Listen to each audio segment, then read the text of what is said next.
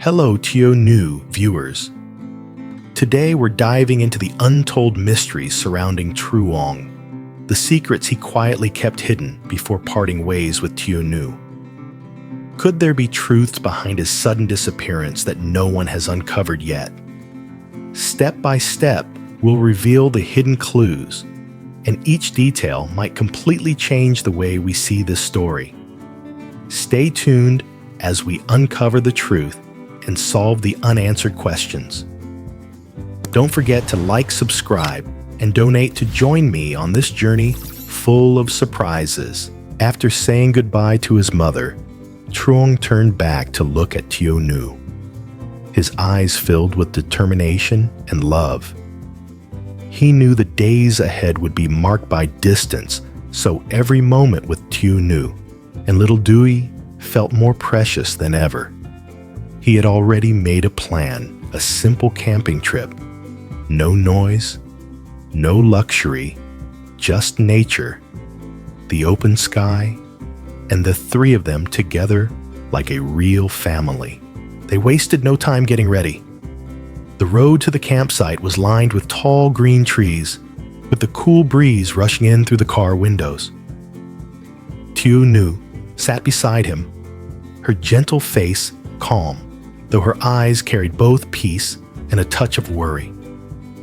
Dewey sat in the back, his lively voice asking one question after another, as if he wanted to hold on to every second with his father.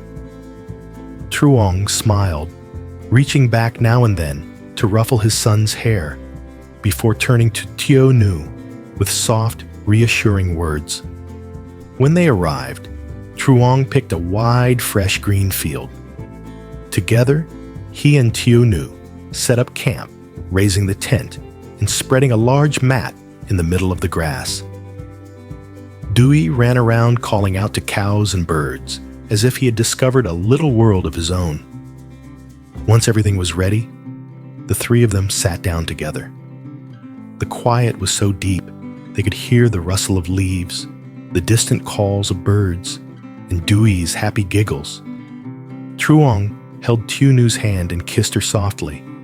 Not rushed, not loud, just love overflowing in his heart. They ate simple food and talked. Dewey chattered away about school and the new songs he had learned. Tieu listened with a gentle smile, asking him little questions like a caring mother would. Truong watched them both, his chest tightening. This was the rare peace he had long been waiting for. Tieu asked about his upcoming trip, her voice filled with concern for his health, his work, and the struggles he might face. He only smiled, squeezing her hand tighter. He promised her not to worry, he would take care of himself, rest when needed, and call whenever he could. Watching the scene, a strange mix of happiness and longing rose inside him. He looked at his son and said, "Be good for your mom while I'm gone, okay? I'll only be away for a while." Dewey looked up with wide eyes and nodded. "Yes, Dad." Tieu fell silent for a moment before softly saying, "I'm worried about you over there. I'm used to the three of us together. With you gone, the house will feel so empty." Truong looked at her with gentle but sad eyes. "Take good care of Dewey and yourself. I'll try to come back soon. I don't want him to grow up and forget my face." His voice grew quieter. "I'll call you and Dewey often. If I'm ever too busy, don't hesitate to message me. I don't want you waiting in worry." She squeezed his hand tightly. "I'll wait. I just wish time would stop right now, so we could have more moments like this." Truong smiled, and in his heart he wished the same. He wanted to stretch out every second to carve this image deep into his memory. Tieu Dewey, the green meadow, the soft light of the late afternoon sun. They continued sharing small treats. Truong handed Dewey a cookie, and the boy took it with joy. Tieu watched her heart overflowing with love. She knew that life might be quieter without him for a while, but today's memory would always stay with her and give her strength when he was away. Looking toward the horizon, Truong wished time would freeze right there in the wind in the green field in that moment. But time kept moving, and they knew the moment of parting was coming soon. Tieu leaned her head on his shoulder and whispered, "Promise you'll marry me when you come back."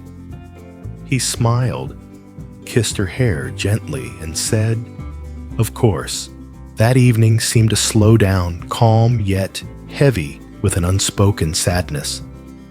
Out there in nature, the three of them shared priceless hours together. The road ahead would be long and full of challenges, but this memory would anchor their hearts, a reminder of what to hold on to, what to wait for, and what to love. The night had grown deep, and the room was quiet except for the steady breathing of Tieu and little Dewey. Truong gently opened the door and stepped inside without making a sound. Pale moonlight streamed through the window, casting a soft glow on Tieu's peaceful face, and his heart tightened. He leaned down, brushing his hand lightly over her smooth black hair, feeling the warmth still lingering from her body. Then he turned to Dewey, sleeping soundly, his eyes barely closed and lips pressed together, completely unaware that his father would be leaving that very night. Truong placed a small note on the table, words written quickly but full of love, so Tieu would know he was thinking of her, and that he hoped she and Dewey would stay strong, not to be sad when he was gone.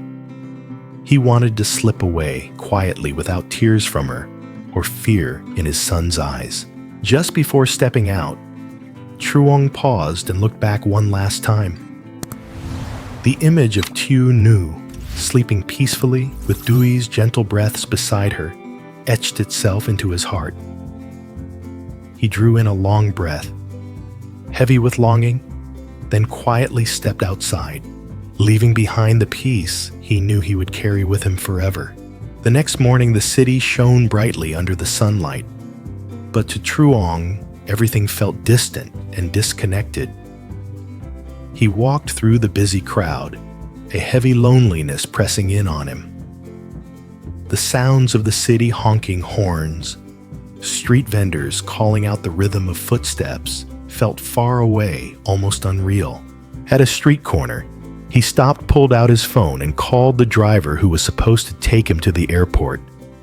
But right after hanging up, a scene stopped him. Cold, right in front of him, was a small, happy family, a wife and her little child laughing, wrapped up in each other. In that instant, the image of Tieu and Dewey flashed vividly in his mind. Truong realized he couldn't do it. He couldn't leave the people who meant everything to him. Without a second thought, he called the driver back and said not to come. He was staying, but before he could head home to Tieu, a sudden scream pierced the air from the corner of the street. A young woman had just been robbed of her phone. Without hesitation, Truong sprinted after the thief. The rushing crowd around him seemed to fade away. There was only him, the criminal, and the chase. He caught up quickly in a narrow alley, dim street lights flickering against the old brick walls. The thief didn't run scared. Instead, he pulled out a gun, aiming it straight at Truong. In that split-second time seemed to freeze. Truong stayed calm, stepping closer, using every bit of skill he had to wrestle back control. But in a single tragic moment, the gun went off. The deafening blast echoed the smell of gunpowder filling the air. Truong collapsed onto the damp ground, blood spreading beneath him as sunlight streamed weakly into the alley. The sounds of the city carried on traffic footsteps, life as usual, but to him, they were fading echoes. Would Truong survive? Who would find him before it's too late?